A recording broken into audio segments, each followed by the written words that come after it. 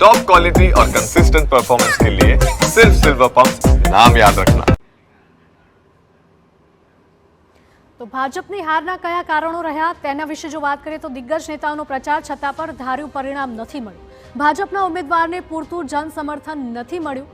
આ સાથે જ આંતરિક જૂથવાદ પણ પક્ષને નડ્યો છે, તે પણ હારનું એક કારણ હોઈ શકે।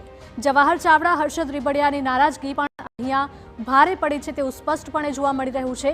ખોડલધામે પાછલા બારણે ઇટાલિયાને મદદ કર્યાના પણ સંકેત છે। સાસણ ભેંસાણમાં ઇકોઝોન મુદ્દે ખેડૂતોનો વિરોધ પણ ક્યાંક ને ક્યાંક હારનું કારણ બની રહ્યો હોઈ શકે। ગામડાના ખેડૂતોમાં વિવિધ સમસ્યાઓ મુદ્દે પણ નારાજગી જોવા મળી। સરકારે પૂરતી સહાય ન આપી હોવાના ખેડૂતોના આક્ષેપો પણ હતા। તો પાક સહાય, પોષણક્ષમ ભાવોને લગતા પ્રશ્નોનો ઉકેલ પણ નહોતો લાવી શકી સરકાર।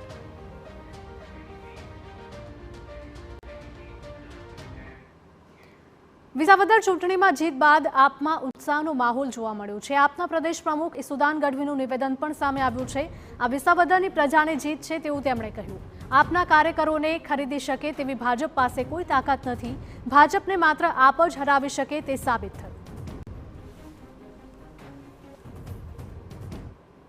પણ આ જીત છે એ વિસાવદરની જનતાની જીત છે, આ ખેડૂતોની જીત છે।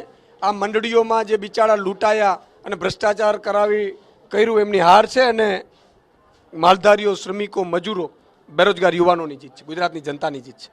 હું ગોપાલભાઈ ઇટાલિયા અને એક આમ આદમી પાર્ટીના યોદ્ધાને લાખ લાખ અભિનંદન આપું છું।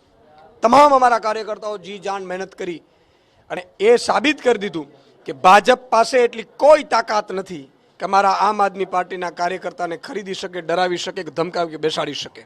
આમ આદમી પાર્ટીનો યોદ્ધા આર્થિક રીતે ભલે નબળો હોઈ શકે છે પણ અંદરથી મજબૂત છે અને ભાજપને હરાવવામાં સક્ષમ છે।